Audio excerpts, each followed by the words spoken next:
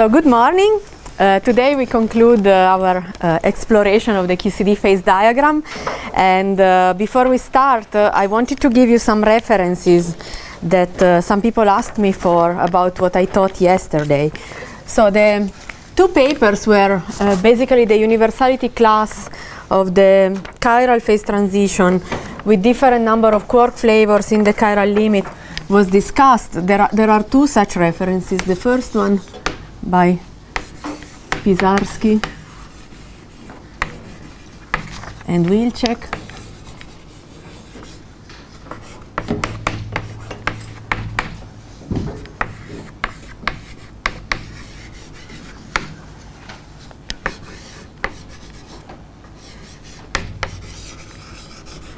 It's a Physical Review D29. Page 338 from 1984. So you see, well before any simulation was done with the realistic parameters, they mapped out the whole symmetry pattern and figured out what to expect, which was just now verified recently. And the second one is by Frank Wilczek himself. He elaborates further. So this one is a very short and very concise paper, whereas in this one there is a little bit more details.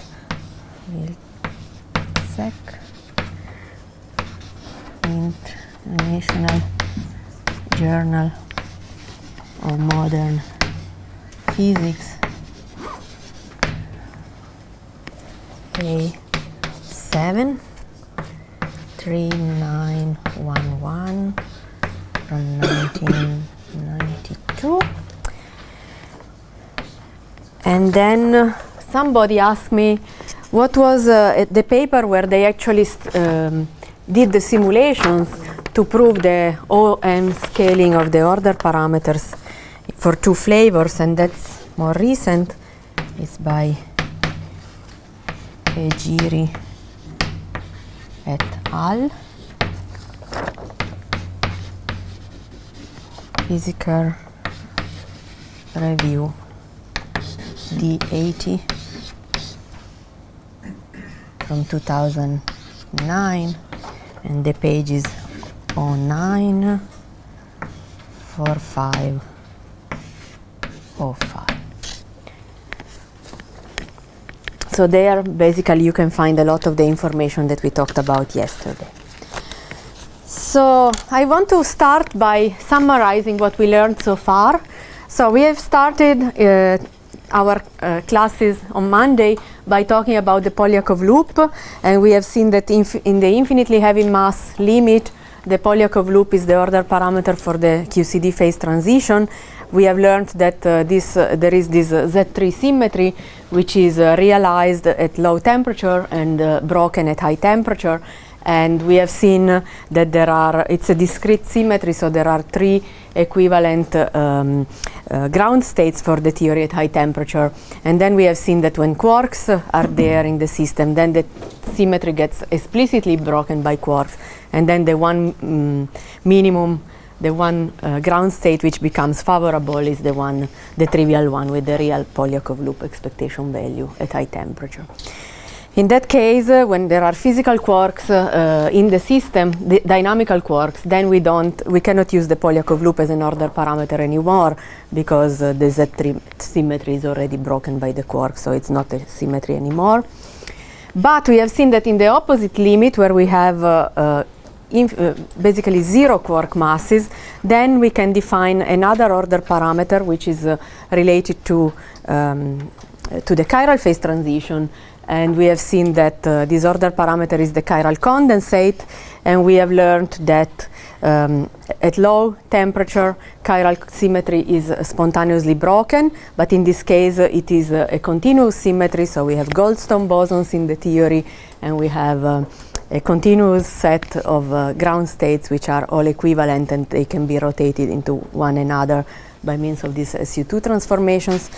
And then we have seen that in the high temperature there is a phase transition, and the chiral condensate is the order parameter, and the phase transition, for example, in the case of two light flavors or two massless flavors is a second order phase transition in the O4 universality class.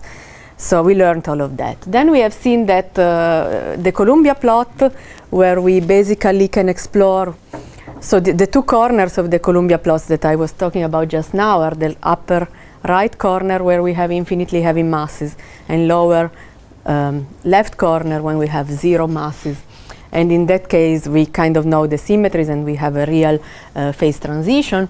And then in the majority of the masses that we can explore, we have actually a crossover situation in which the transition is not a real one. We don't have an order parameter and we don't break really any symmetry going from one phase to the other. And that's also the situation for the real world in which we live. And that wasn't clear until recently, when this analysis was done on the finite size scaling of the peak and the height of the peak of the chiral susceptibility, where it was shown that if you change the volume, nothing happens, which is what you expect from a crossover phase transition. Then so all of that, what I discussed, we learned at zero chemical potential. Then we started to wonder, okay, what happens when we go to finite net baryon density? What happens when we increase the chemical potential of the system? Because remember the phase diagram of QCD that I drew on the first day was a two-dimensional diagram in the T mu b plane. So I can change the density of the system, and what happens then? We have seen that we cannot simulate QCD, unfortunately, with the Monte Carlo techniques at finite mu b. So that's why we don't know the phase diagram in great detail yet. We have seen what we know, which can be done when you simulate at imaginary mu b. The imaginary mu part of the phase diagram has a quite interesting structure. We have seen that there is a periodicity in the phase diagram which arises from the interplay between the imaginary mu b and the Z3 symmetry, which comes back in the case of imaginary mu. And then we have seen that we can, with the techniques that we have, extrapolate our results a little bit to the real finite mu by making use of either Taylor expansion or imaginary mu simulations. And we know something about the phase diagram also at finite mu b. We have seen that we know the transition temperature at mu b equals 0 very well, and we know the curvature of the phase diagram from lattice QCD simulation. So we have seen that the phase diagram starts off very flat in the mu b direction, and then we have seen that basically for mu b over t smaller than 2, we have the thermodynamics of QCD well under control, and we believe lattice QCD simulations there, and there is no sign of the critical point in this region, in this slice of the phase diagram for mu b over t smaller than 2. So now today we are talking about basically how to make use of experimental information combined with first principle simulations to learn something more about the phase diagram of QCD.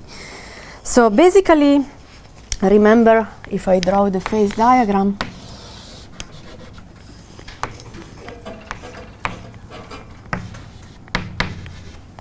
we have this line. So we have seen the transition here is known, temperature, and then we know that it's a parabola. We're very flat at mu b equals 0. And then the question is whether there is a critical point on this phase diagram at some value of mu b, and after which the transition can become first order. So there is an intense experimental search for this phase diagram, which is happening right now at RIC, and it will happen in the next 2 years.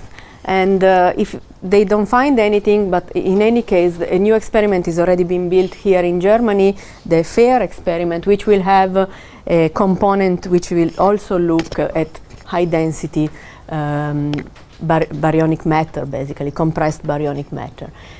So how do we how do we scan the phase diagram experimentally? So basically the way to study high temperature or high density QCD in experiment is by means of heavy ion collisions. So you get two very heavy nuclei, for example, lead at the LHC or gold at RIC, and you smash them together. First you accelerate them at almost the speed of light, and then you smash them together. And the energy which is released in these collisions is so high that you generate enough energy density to cross this line and go into the deconfined phase. So you start off with nuclei and you end up somewhere here, and then the system expands and cools down, and then you cross again this line, and you can study observables, you can measure stuff that can tell you something about the transition and about the properties of the matter that you created above the transition line. So how do we increase the mu b? So basically at the LHC there are the largest collision energies achievable, and you are basically exploring the temperature axis. So the mu b at the LHC is very small, it's about 1 MeV, so it's really just this region of the phase diagram. Whereas at RIC, you are going in this direction up to mu b over 3 over the mu b over t over the 3, and then CBM here in Germany will continue this scan to larger mu b. So the idea is that when you accelerate the two nuclei to almost the speed of light, the fastest they go, the more contracted Lorentz contracted they become in the direction of the collision. So basically you start off with the two spherical nuclei, and then you accelerate, you end up with pancakes. Pancakes which at the LHC are basically bidimensional, they are extremely thin, because those are the highest velocities that you can have for them. So when they collide, they basically cross each other almost without seeing each other, and then they leave the collision region immediately, and they leave behind a lot of energy, and this energy is then turned into antiparticle matter in the same antimatter basically in the same amount, and then you don't have a net baryonic density. So that's why at the LHC you are along this line, because when you have mu b, you have a finite mu b, you have an excess of matter over antimatter. So the particle density is very high, but the net density of matter versus antimatter is 0, because basically the nuclei leave, which would have matter in them, and then they leave behind the energy which gets turned into matter-antimatter in the same amount. So that's why the highest collision energy corresponds to mu b equals 0.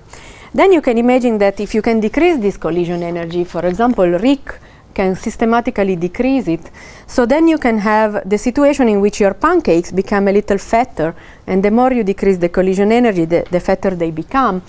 And then when they are so thick also in the collision direction, then some of the matter which makes up these nuclei will stay in the collision, so they talk to each other. And so this creates an excess of matter over antimatter in the collision area, and that's how you generate basically a finite mu b.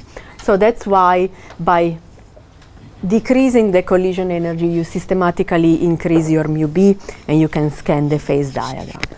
So this will be done, yes? Couldn't you also increase the barochemical potential by increasing the amount of particles per bunch? Just have a higher particle density and thus increase, even at high temperature, increase the probability of an interaction happening? Well, there are upgrades in the luminosity basically, but that would increase your statistics. But in the end, the collisions, nuclei on nuclei, nucleus on nucleus will not be affected by that in the sense of density. So there are increases in the statistics of the data, so you have better data, but it doesn't affect the density of your system. Go to heavier nuclei? Heavier nuclei as well. Well, they have other properties. They can be radioactive beams. You can study different properties of your matter, but not. It wouldn't. So this property that they get very much contracted is basically independent of the nuclei that you, or almost independent of the nuclei that you look at. Okay, so that's why we study, we decrease the energy, so that's what is being done at RIC. And the big question, however, is you can decrease the energy, but when you decrease the collision energy, you also decrease the amount of energy density that you have in the collision region. So we know, for example, the temperature that we can reach at some experiments which are at this level of density. But the big question is whether you cross this line when you are at when you study high density experiments, because we don't know where this line sits. So if this line, remember what we know from first principle is the line over here, and it's very flat. So whether then it becomes more curved or whether it continues very flat, that's a big question which we haven't answered yet. So there is always a big question mark when you decrease your collision energy too much, whether you even create a deconfined medium or whether you remain in the hadronic phase all along. So that's something that we still need to work on to map out the phase diagram and really understand whether the experiments which will take place, for example, in Germany, will only study compressed hadronic matter or whether they will be able to cross this line. But for RIC, because it still happens over here, we expect that this will happen for sure.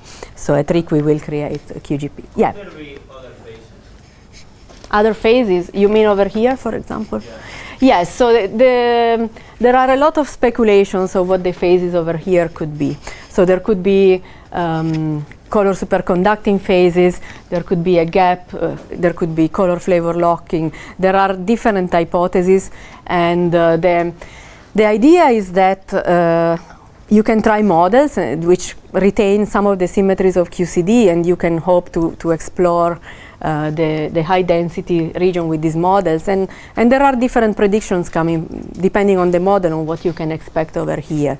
The possibility to distinguish between the models based on heavy ion collisions is basically right now not very high, but there is a new hope for that coming from neutron star observations, because with the new data from gravitational waves and of neutron star mergers, and also from NICER experiment from NASA, basically we have more precise neutron star data and also more observables, not only the mass and radius, but also other observables which depend on the equation of state. So basically you can hopefully in the next few years rule out a few of these possibilities, which right now most of them are still valid, by using your equation of state to calculate neutron star properties and then comparing with the data.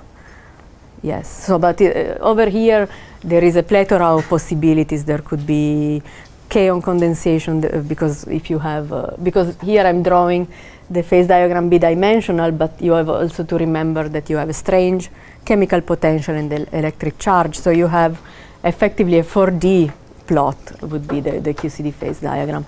And depending on the values of mu B, mu S, and mu Q, you can have different phases possible.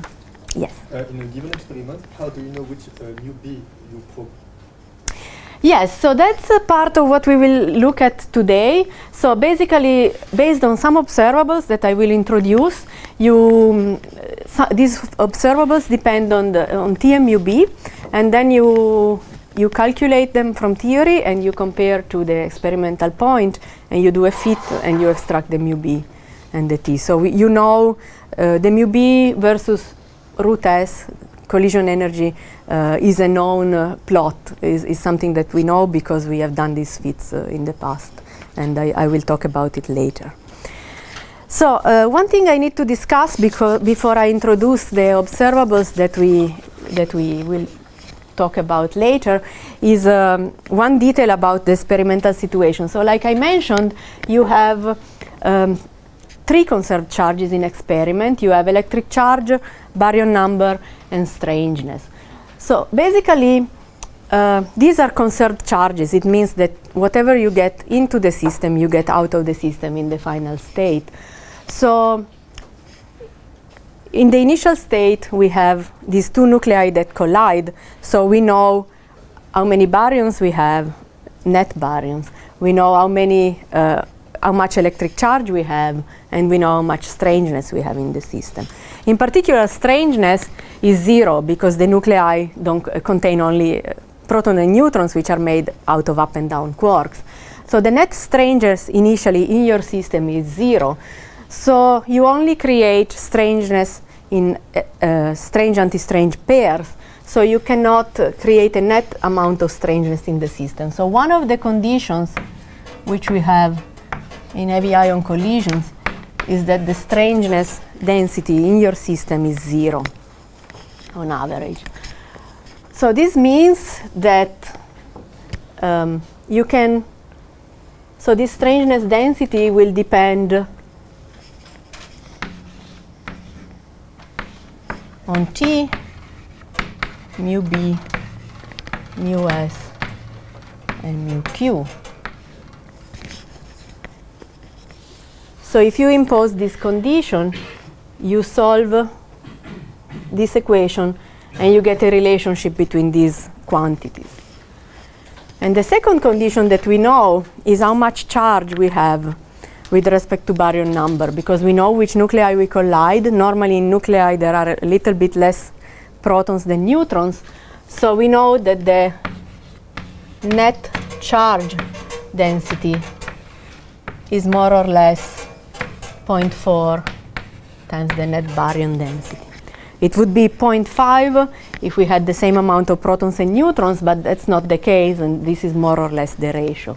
So baryon means protons plus neutron, and charge, of course, only refers to protons. So this is another condition where you have NQ, which is a function of T, mu B, mu S, and mu Q. So you impose this condition, you find a relationship between these quantities. So when you solve this system of two equations, then you have two variables which are independent, which are T and mu B, and the other two, mu S, becomes a function of T and mu B, and mu Q becomes a function of T and mu B. So the closer you want to be to the experimental situation, if you want to calculate something, even on lattice QCD, which you want then to compare to experiment, you have to keep this in mind. So you cannot choose any value for mu S and mu Q, but you have to solve these equations to get, with changing T and mu B, also mu S and mu Q as functions of T and mu B. Okay, so now I would like to talk about two sets of observables that basically can connect theory, fundamental theory, and experiment. And one of them I will just mention, we didn't talk about it much, is the equation of state. So on the lattice you can calculate the equation of state of QCD, so pressure, energy density, entropy density at mu B equals 0, and then making use of this Taylor expansion that I introduced yesterday, also you can push it to slightly finite mu B. Let's say for mu B over T smaller than 2, we have also results at finite mu B. And this equation of state is useful because you can use it as an input in simulations which describe the evolution of a heavy ion collision, which are called hydrodynamic simulations. So basically the fluid, the matter which is created in the collisions turned out to be a fluid. The quark gluon plasma, this deconfined phase of matter, is a fluid, and it's the most ideal fluid ever observed. That's what we learned from experiment. So it has an extremely low viscosity over entropy ratio, and therefore you can treat it really by making use of the laws of fluid dynamics. And if you want to simulate a fluid dynamic system, to close the equations you need an equation of state. So you can take the equation of state of matter at finite temperature and density that you get from lattice QCD. You can put it as an input in your simulations, and then you can see whether you can reproduce the data. But recently, another analysis was done, which was much more powerful, in which basically you simulate, you don't constrain your equation of state. You basically use it as a free parameter, and you do a Bayesian analysis where you take several sets of observables from experiment, and you simulate these in hydrodynamics, changing your parameters in a constrained way. And then you go and look at the distribution a posteriori once you compare with the experiment to see what distribution your parameters were following. And in particular, for the equation of state, this analysis was done, and the authors of this publication found that if you do this, the equation of state which works best with the experimental data is the one from lattice QCD. So you don't use it as an input a priori, you run it randomly, and then a posteriori you go and check how the equation of state looks, which is the best in comparison with the data, and you find the one from lattice QCD.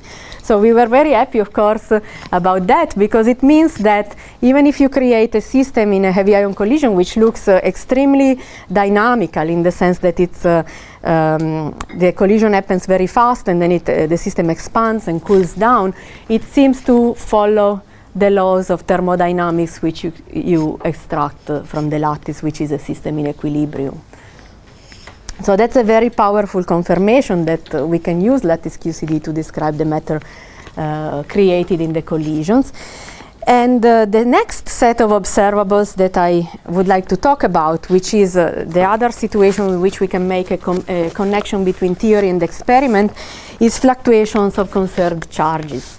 So basically, I already introduced them a little bit yesterday, but today we do the proper definition, and then we extract some statistical properties, some of the fluctuations, and in the end we make the connection between what we can calculate on the lattice and what we can measure in experiment, and we will see that we can do a one-to-one comparison, and from this comparison, to answer your question, we will extract the mu b and the temperature in some particular situation of the collision. Okay, so let's say we have a system in thermal equilibrium which is characterized by a grand canonical partition function which looks like this.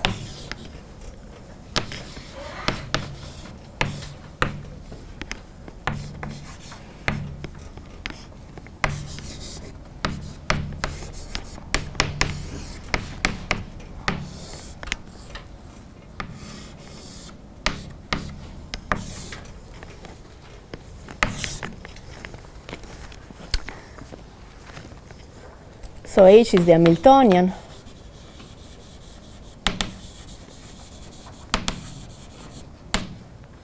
Qi are this set of conserved charges.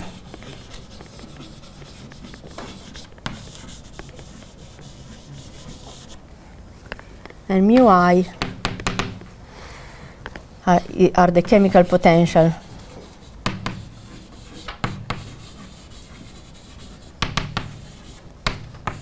of charge I. So in particular, let's say we consider three-flavor QCD, so we have up, down, and strange quarks.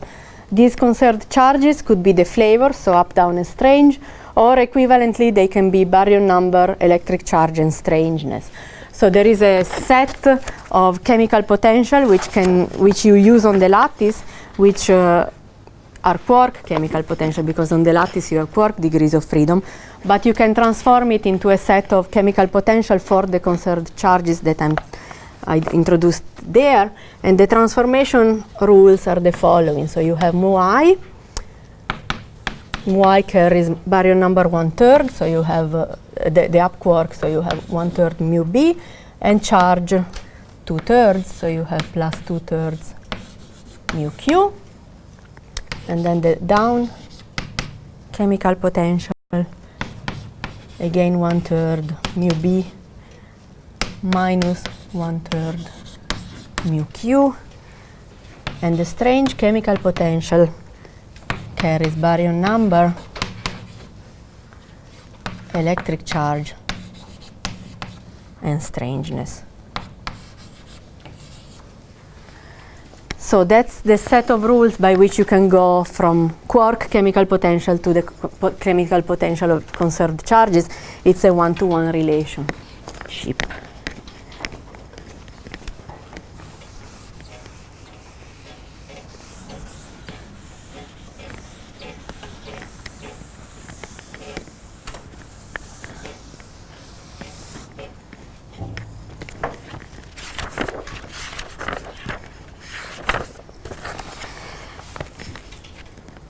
Okay, so now I want to introduce these fluctuations, which somehow we have seen yesterday. Remember when we did the Taylor expansion, we had these expansion coefficients, which were derivatives of the pressure with respect to the chemical potentials.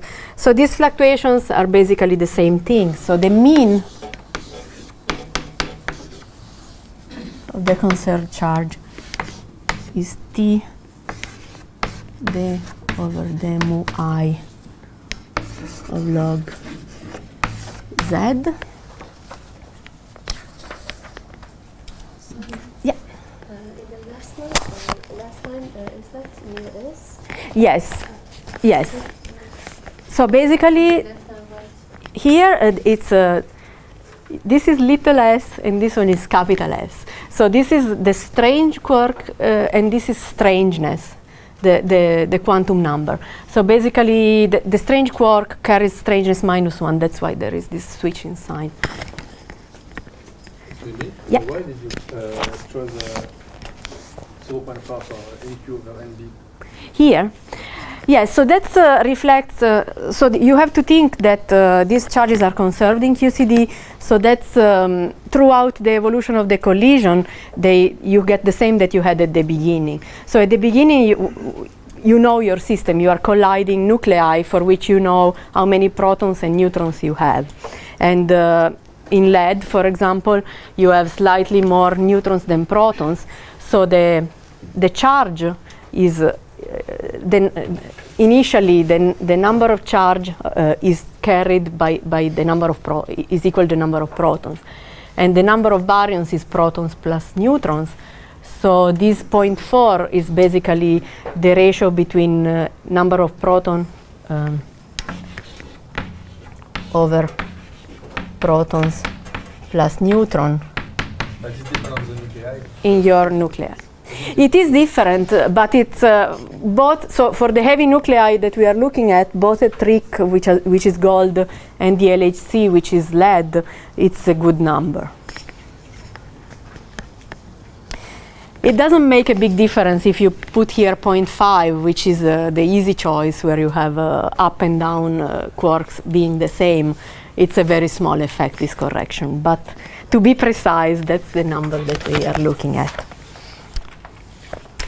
Okay, so then we can define the variance based on the delta Qi, which is the fluctuation around the mean, and then we have the variance. So this is the mean.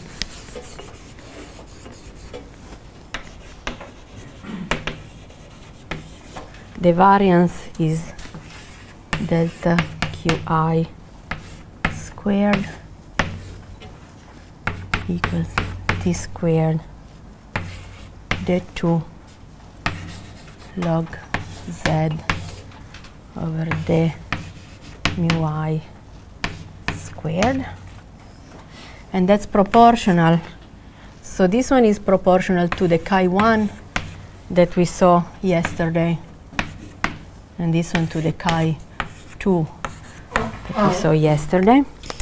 And then we can define also correlators. So correlators of different charges, for example, delta Qi, delta Qj is T squared d2 log Z over d mu I d mu j, and that's proportional to chi 1 ij. So I will now talk a little bit about what these fluctuations are from the statistical point of view, and then I will move on and talk about how to compare them to experiment. So basically, let's say you have a probability distribution, because there I introduce only the mean and the variance, which are basically the two characteristics, the two moments of a distribution that everybody is familiar with. But actually there are others that we look at in heavy ion collisions, which are higher order moments, which are more interesting because they carry some information about the critical point as well. So let's say you have a probability distribution f of x. So it's a probability, so the integral between minus infinity and infinity of this function is equal to 1. So we can define the nth moment of this distribution about the origin as mu n prime equal to integral between minus infinity and infinity of x to the n times f of x dx. So that's the definition. And in particular, the first moment, which is the mean of my distribution, is mu 1 prime is integral between minus infinity and infinity of x f of x in dx. And then for the higher order moments, a better definition is not to consider them around the origin, because if your mean is moved away from the origin, then it's much more interesting to see how the distribution behaves, how the moments of the distribution are around the mean. So you can define the what we call central moments of a distribution from the second order on are integral between minus infinity and infinity of x minus m to the n f of x in dx. In particular, the variance sigma squared is defined as x minus m squared f of x in dx, and that's basically if you have a distribution, the variance tells you how broad the distribution is. But then we have other interesting quantities. For example, the skewness is mu3, so the third central moment divided, normalized by the cube of sigma. And that we call it skewness. And it tells me whether my distribution is symmetric or asymmetric. So in particular, a negative skewness would look like this, and the positive skewness would look like this.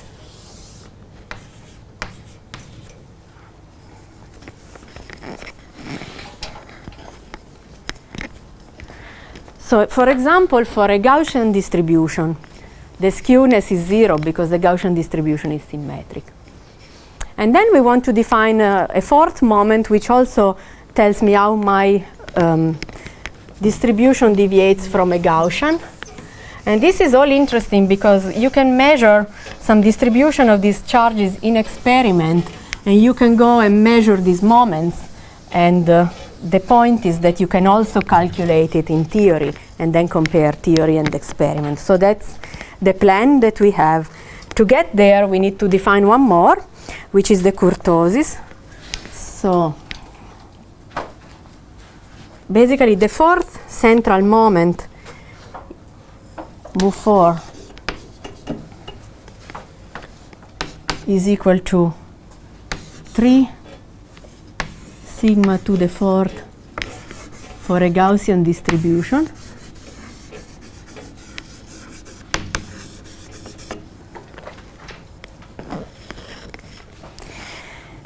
And so we define the kurtosis, which is mu4 over sigma to the fourth minus 3.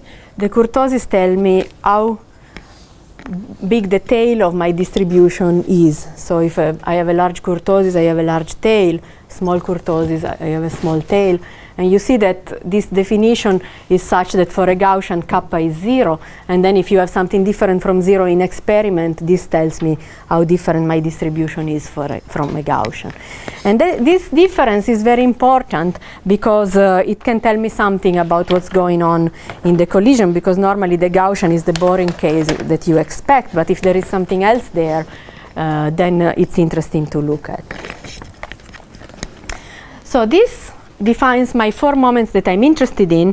Now I need to define an easy way to extract them from what we call a generating function. And this generating function, which I call phi of t, is the expectation value of e to the tx integral between minus infinity and infinity of e to the tx f of x in dx. So let's say that I have my probability distribution here. I take this integral. This integral will depend on t, and I have this function phi of t that I define. So now this function, I will show you that taking derivatives of this function, I get the moments of my distribution easily.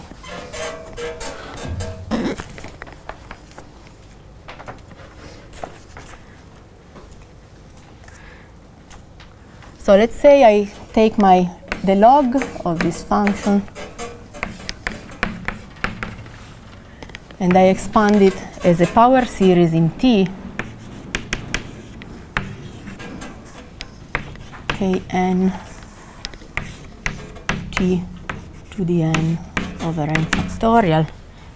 Then it's easy to show, and I will demonstrate it for the first two, that kappa 1 is m, kappa 2 is sigma squared, kappa 3 is mu 3, and kappa 4 is mu 4 minus 3 mu 2 squared. So I will demonstrate the first two, which are basically I do by taking derivatives of this function and proving that I get the definition that I had introduced over here. And then the other two you can check yourself. So the mean, the definition of the mean is integral between minus infinity and infinity of x f of x in dx. So that's the definition. And I want to prove that if I take this function and I get kappa 1 for this function, I get exactly this. So kappa 1 is the log phi over dt at t equals 0. So it's the log of integral of between minus infinity and infinity e to the tx f of x in dx over dt at t equals 0. So I derive with respect to t, I get 1 over the integral, which is 1. And then I get the numerator integral between minus infinity and infinity of x e to the tx f of x in dx at t equals 0. So at t equals 0, I get rid of this. This is equal to 1. So I get exactly my m.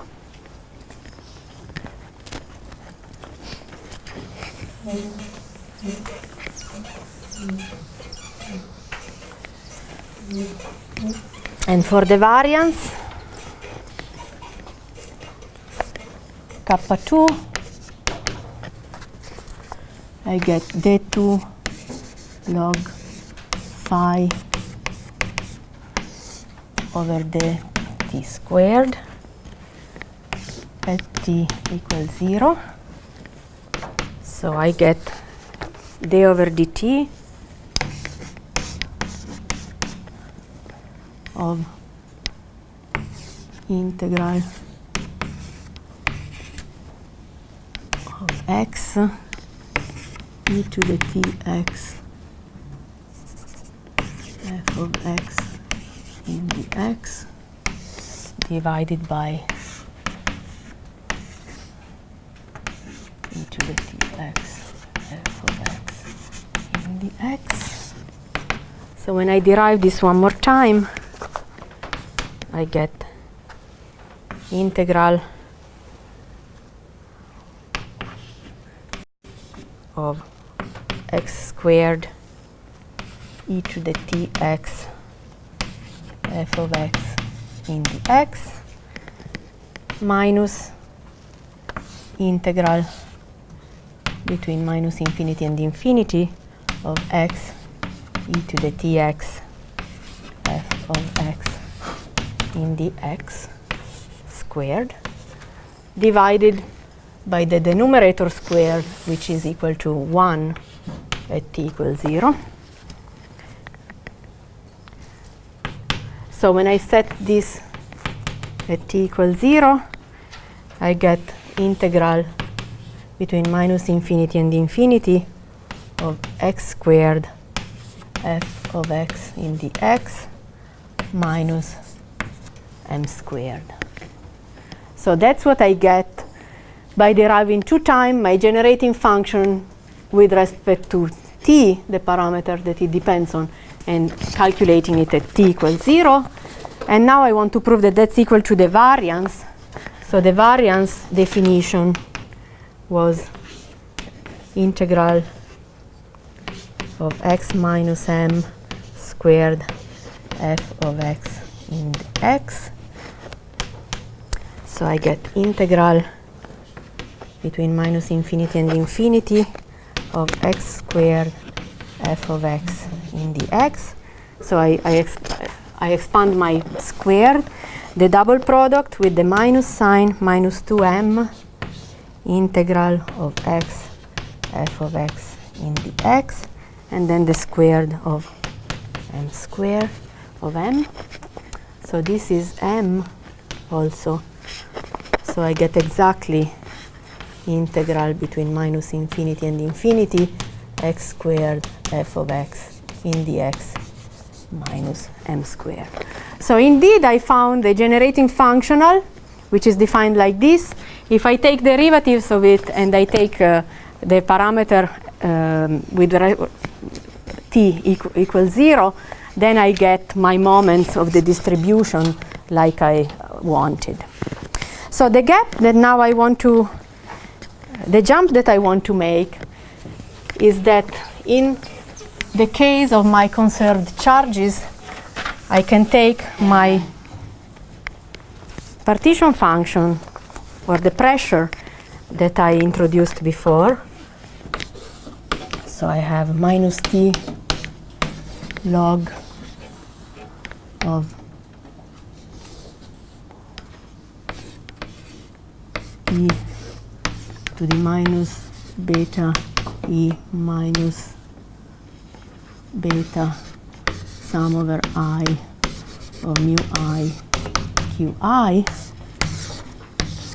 And we can relate this to the cumulant generating functional, such that when I take the first derivative of the pressure, the p over the mu I get the mean at mu I equals 0. Chi2, and this is the chi1 that I had introduced. Chi2 will be my variance, it's the second derivative.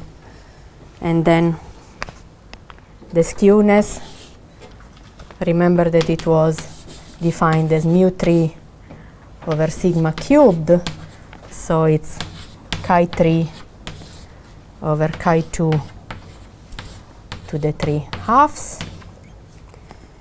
and the kurtosis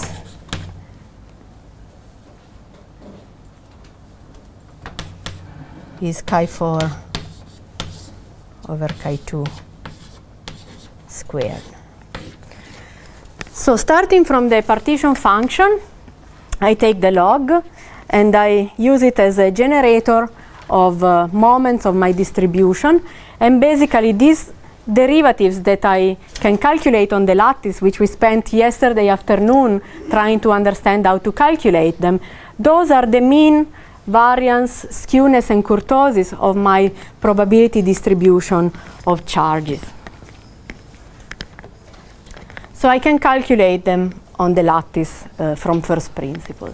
So remember that on the lattice I have a situation in which I have a grand canonical system in equilibrium in which I have variables like temperature, chemical potential for baryon number, electric charge, and strangeness. So the idea is that if I confine myself to match the experimental situation, then the chemical potential for electric charge and strangeness are not independent. They are functions of T and mu B. So all of these quantities will then depend on two variables, the temperature and the chemical potential of my system. And so the first step is to observe that. I can go and simulate these quantities in lattice QCD, and I will get basically functions of T and mu B.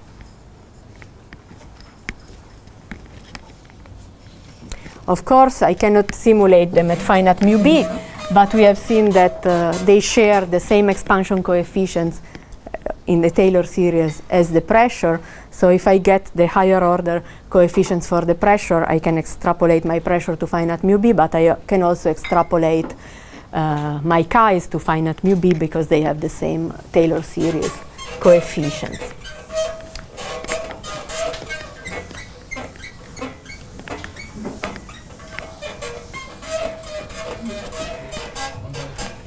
Yeah. So on the lattice, we are simulating grand canonical ensemble with definite chemical potentials.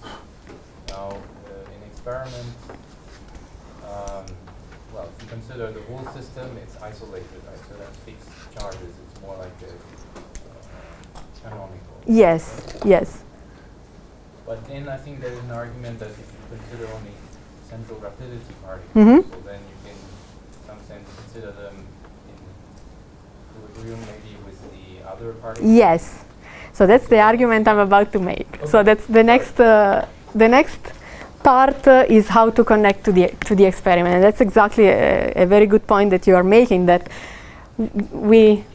I keep repeating that these are conserved charges. I keep saying that I have the same amount of strangeness, baryon number, and electric charge in the initial and final state. So why would there be any fluctuation of this in the experiment, right? So on the lattice, I have a grand canonical system, so I can calculate these fluctuations, and they are well defined.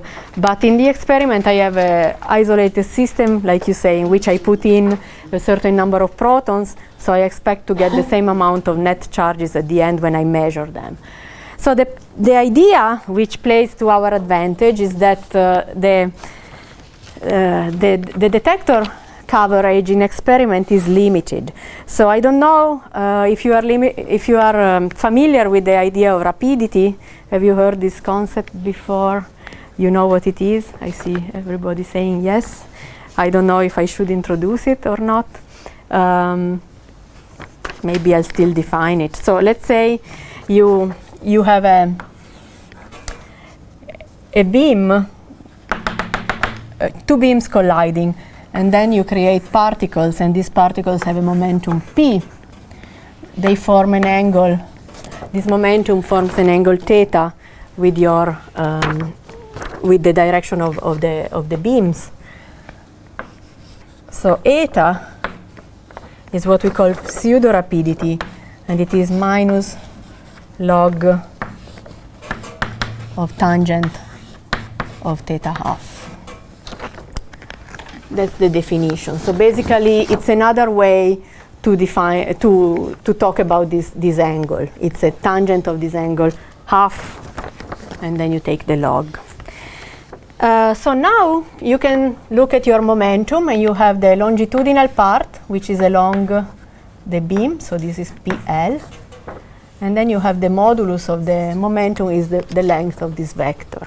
So you can basically get the sine and cosine of this angle by taking ratios of PL over P or P transverse over P. So let's see, first of all, one important thing to say is that the tangent of theta half is equal to square root of 1 minus cos theta over 1 plus cos theta. And now cos theta is equal to modulus of PL divided by modulus of P. So basically I can rewrite this as square root of P minus PL over P plus PL. So that's why my eta normally gets defined in terms of the momenta of the particle, which is what I can measure easily in experiment, as 1/2 log of modulus of P plus PL over modulus of P minus PL. So you see that I had a minus sign here. I eat it by inverting the ratio. I put the plus on the top, the minus on the bottom, and this 1/2 comes from the square root. And then when you have very fast particles, which is our case in experiment, particles which move almost at the speed of light, then the energy of the particle is similar to the modulus of the momentum. You can neglect the mass of the particle. So you can, this is what we call pseudo rapidity, and then the rapidity is 1/2 log of E plus PL over E minus PL.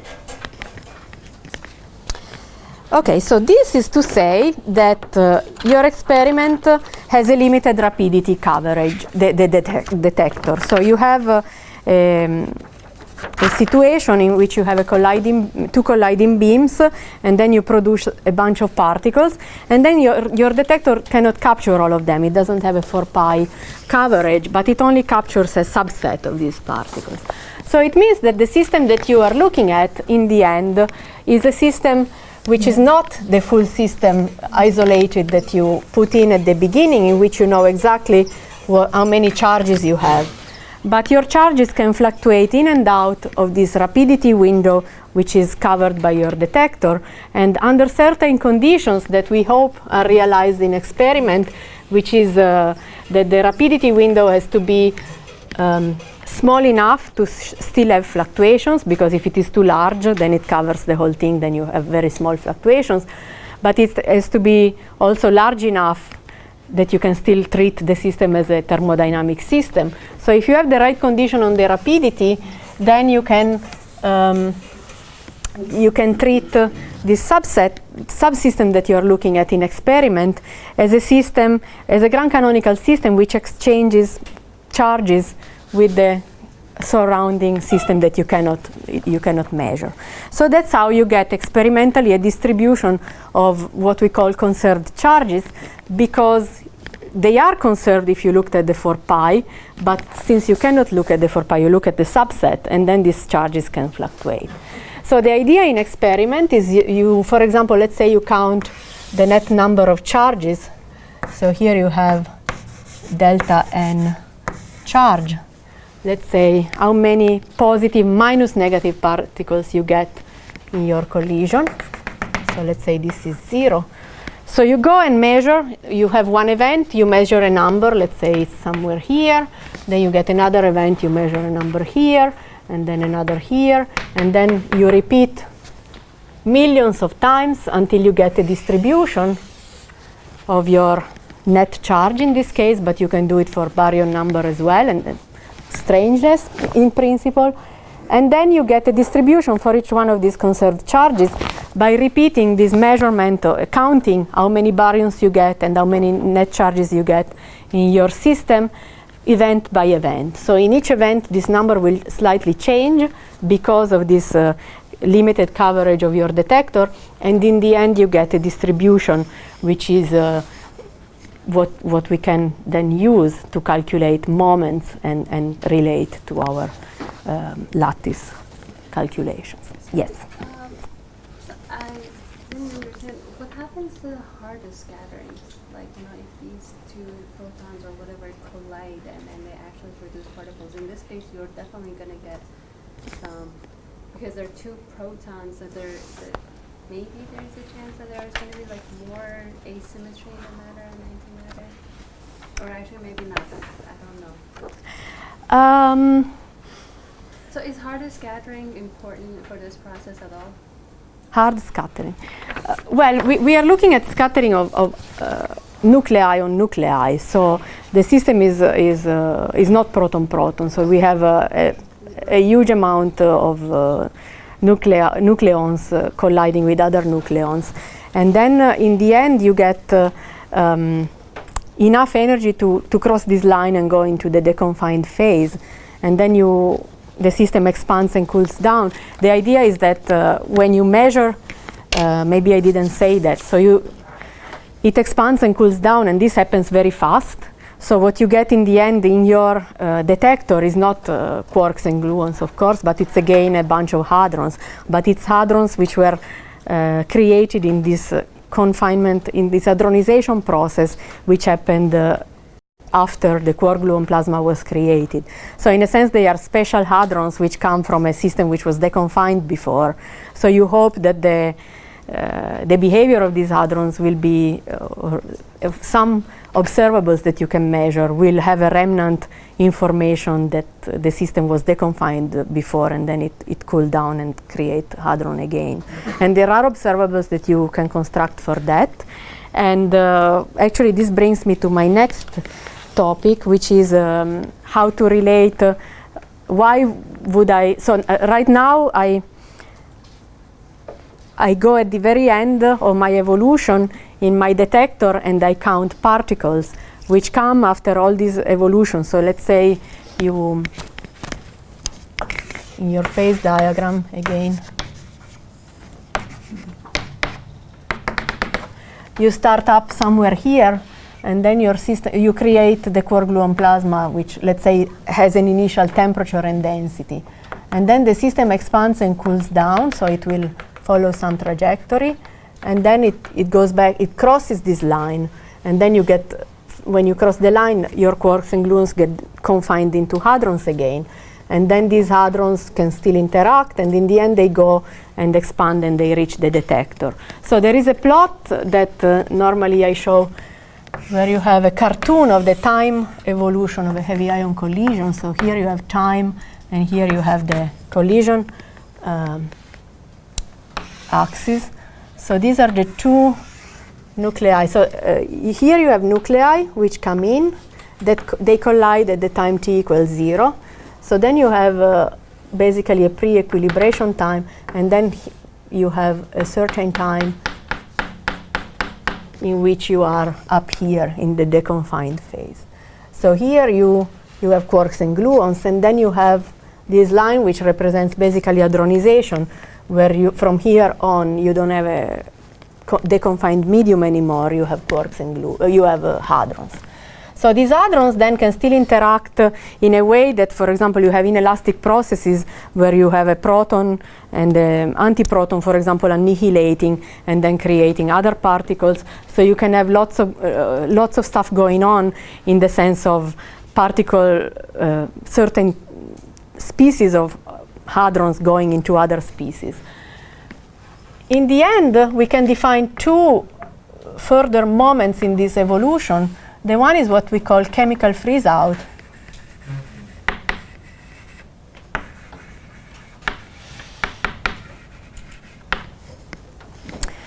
So at this point, it's a well-defined moment in this evolution, because from there on, all of the interactions between hadrons are only elastic. So you cannot have, from here on, the system is so dilute, and you don't have, the hadrons, when they interact, they don't have enough energy to create new particles.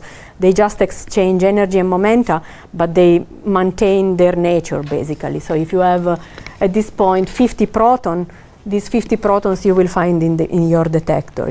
You will not change the number of particles anymore.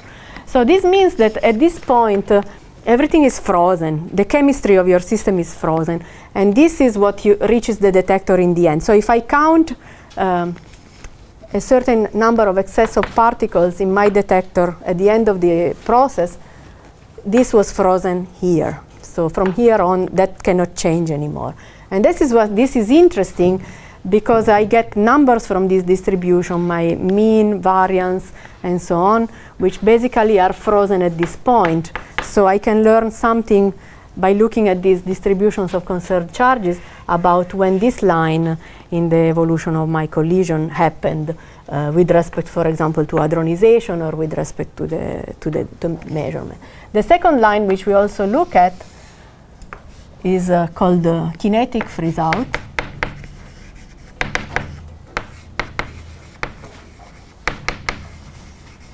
So from here on, your particles, your hadrons, just free stream to the detector. They don't even interact elastically anymore. So also the spectra, so the energy momentum of each particle at that point is frozen. So if you look at the spectrum of the particle in terms of energy and momentum, you get information about the kinetic freeze-out. If you look at the number of particles of a given species, or for a given conserved charge, then you get information about the chemical freeze-out.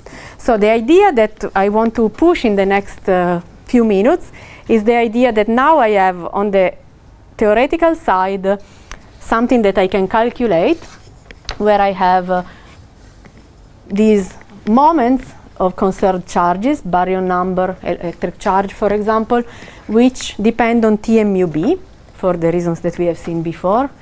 And then we have, from the experimental side, a measurement of something for these distributions, which I can get for each collision energy. For each collision energy, I can get a different distribution. So I can repeat, for example, a trick. I can move in this direction by decreasing the collision energy, and for each one of them, I get a distribution of charges. And then from this distribution, I can get all of these moments, which are just numbers, basically. For each collision energy, I get one mean, one variance, one skewness, and one kurtosis for my electric charge, and one for the baryon number, for example. And these measurements, these numbers, were frozen here. So the idea is that on the lattice, let's say, you have, for example, chi1 over chi2. In a minute, I will tell you why I'm looking at ratios. So let's say you take a slice at a given chemical potential, and you have a function of the temperature. And then you have an experimental value for this. So basically, the intersection gives me a temperature, or a range of temperature with a given error bar, and this is the temperature where the chemical freeze-out happened. So by having this number experimentally, which was fixed at this point, and having my theoretical curves, which is a function of this temperature, I can compare the two and extract the temperature at which the chemical freeze-out happened, and see where it sits in the phase diagram. And that's a very exciting thing to do, because it's one of the very few situations where you can calculate something on the lattice and compare to an experimental measurement. So like I said, we have two external parameters, temperature and chemical potential. So I need at least two of these quantities to get a fit in which I can extract both. And in principle, I have also the volume. Remember that sometimes I drop it, sometimes I write it, but there is always a volume factor floating around in front of the pressure. You have a factor which is there. So that's why I take ratio, because the dependence on T and mu b is not trivial, so I cannot get rid of it easily. But the volume is just a constant factor in front. So by taking a ratio, I get rid of one parameter, and I have really only a T and mu b dependence, and that's true for the lattice QCD calculations. So I can then compare to a ratio of, for example, mean over variance from the experiment, and I can get my information on T and mu b. Excuse me? Yeah. How do you measure K1, K2? Exactly. Experimentally. So experimentally, you have this distribution. So let's say you have a collision energy, for example, a trick of 200 GeV. Okay, and then you do one event. You go and count how many net charges you get in that event, and you get a certain number, and you put a point on this axis where here you have your delta n. So let's say you get minus 10 charges in that collision. You put an x on this histogram. Then you repeat another time. Let's say you get plus 5. You put an x over here. Then you repeat. You get plus 10. The next time you get another x on your histogram. You repeat this procedure millions of times, so you get millions of events, and in the end you get a very nice histogram, which is your distribution of conserved charges in experiment. So it's an event-by-event distribution in which only happens because the detector doesn't cover the whole angle, the whole 4 pi solid angle. If you had full coverage, then you would have basically your distribution would be a delta function centered around the net number of protons that you had at the beginning. It would be you wouldn't have fluctuations of this electric charge because it's a conserved charge. But because you have a limited coverage, then event by event you can have fluctuations of charges in and out of this window that you are able to cover with your detector, and that's what gives you your distribution. So once you have the distribution, then you can treat it just as a standard distribution, like I said before. Then you can calculate the mean by taking the integral of x times this function. You have to normalize it, of course, to get the probability, but then you get the moments of this distribution like you would do for any statistical distribution. And so let's say you are at 200 GeV, you get one distribution, and you get the mean, the variance, the skewness, and the kurtosis for this one collision energy. Then you change collision, and then you do your fit with chi1 over chi2 from the lattice, and you get one point that you can put on your phase diagram that the chemical freeze out at 200 GeV happened somewhere here, let's say. So this tells you if you have two such quantity, for example, chi1 over chi2 and chi3 over chi2, then you can fit T and mu b and get for this 200 GeV collision energy, temperature and chemical potential of your chemical freeze out. And then you can have, you change the collision, you get, I don't know, 64.9 GeV, you decrease it, and then you repeat. You measure millions of events, you measure another distribution. This other distribution will have mean, variance, skewness, and kurtosis. You measure them, you get points, you compare to your lattice simulation, you get a T and mu b where the freeze out happened at that collision energy. So you can map out basically the chemical freeze out points on the phase diagram by comparing these observables to the theoretical calculations from first principle in one to one. So yeah. Is the temperature of the chemical freeze out the one that I would identify as the confining temperature? Not exactly. So the big question is how far they are from each other.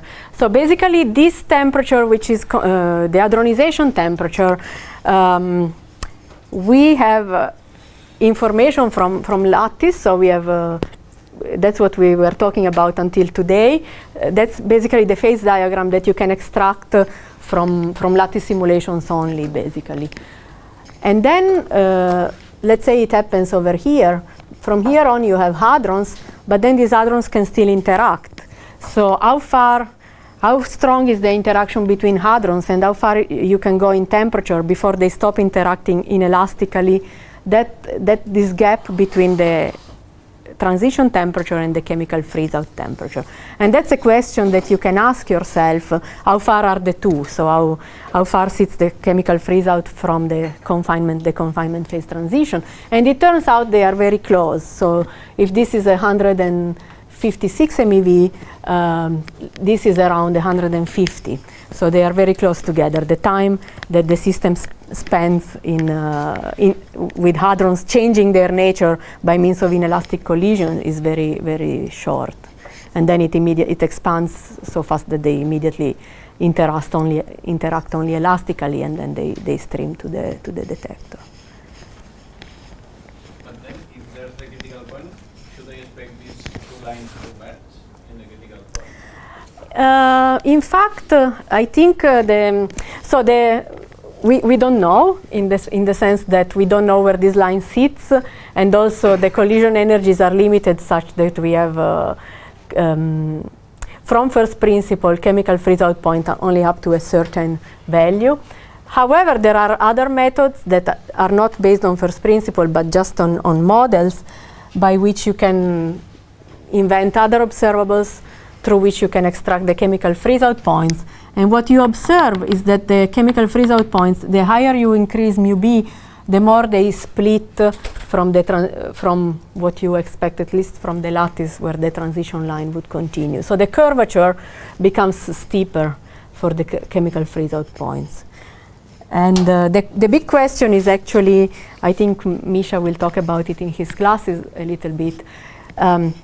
So you get, in your detector, you get information about the chemical freeze-out points. And then if you sit very far from the critical point, will this point still feel the influence of the critical point or not? That's one big question. So if your chemical freeze-out is very close to the transition line, also up here, if you have a critical point, then you have a good hope that your experimental observables, which you fix at the chemical freeze-out, will have still a remnant information of the transition and of the critical point. But if the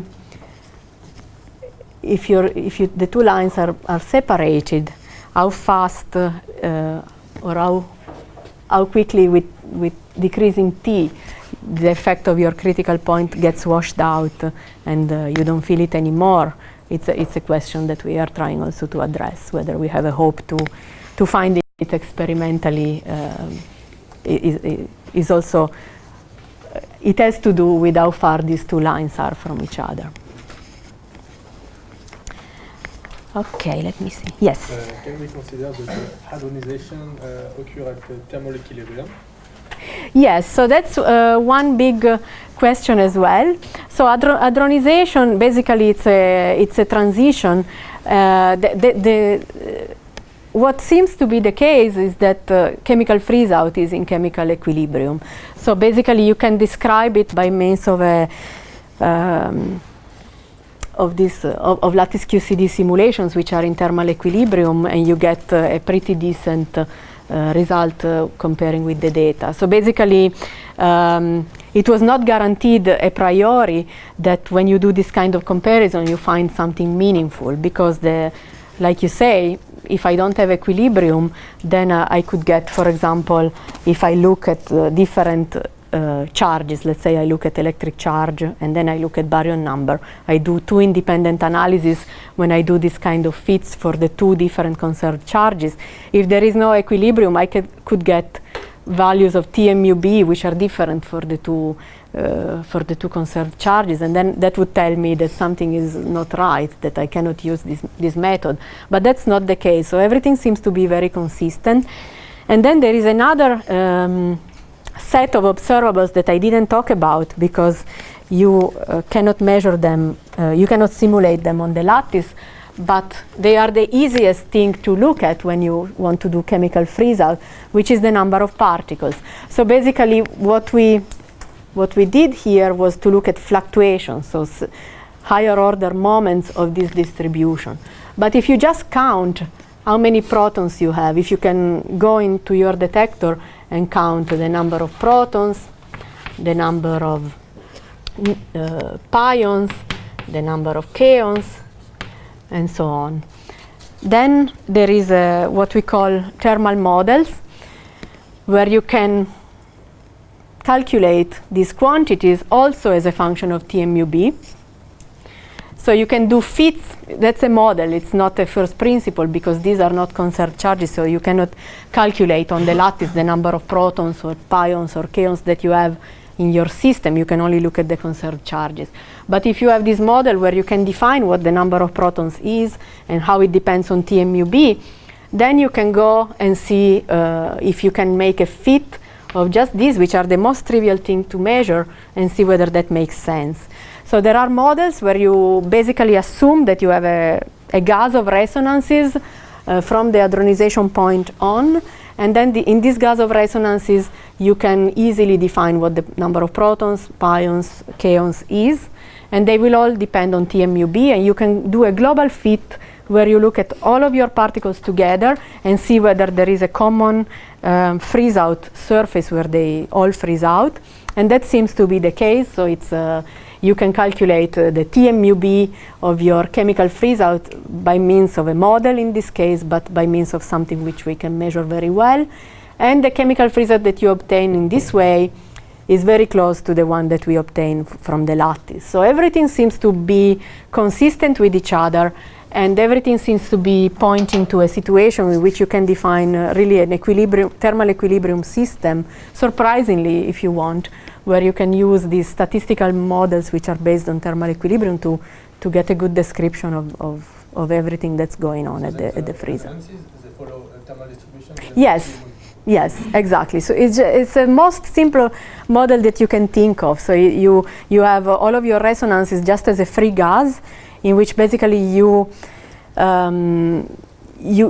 take into account the interaction between the ground state particles by creating more resonances and treating them as non-interacting. So that's what we call Hadron resonance gas model, and there are reasons to believe that this is a very good model to describe the system after hadronization, because every observable that you calculate from this model agrees with what you calculate on the lattice below the transition temperature. So that's a very well established model for the hadronic phase of QCD.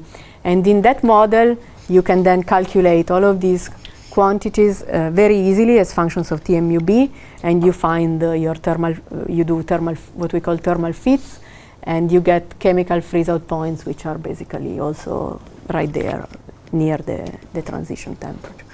So basically this concludes what I wanted to tell you, and I hope I gave you an overview of what we learned both from theory and experiment over the last few years about strongly interacting matter at finite TMUB.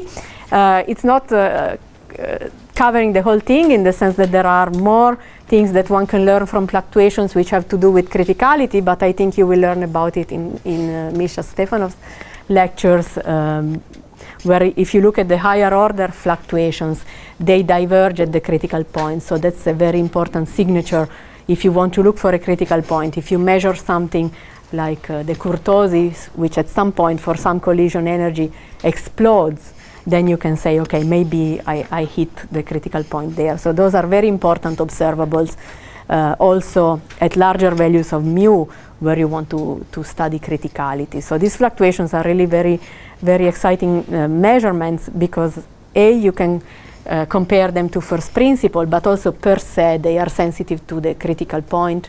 So they are really an observable that can tell you something about the one missing point in our phase diagram, which is this critical point. I would like to thank you because I really enjoyed being here. You were a great crowd. I enjoyed discussing with you both during the class but also afterwards. I very much appreciate that you asked me so many questions and show a lot of interest. It was really an enjoyable experience for me, and if you have more questions, I will be here, and also for the afternoon discussion I will be there so we can talk some more. Thanks a lot.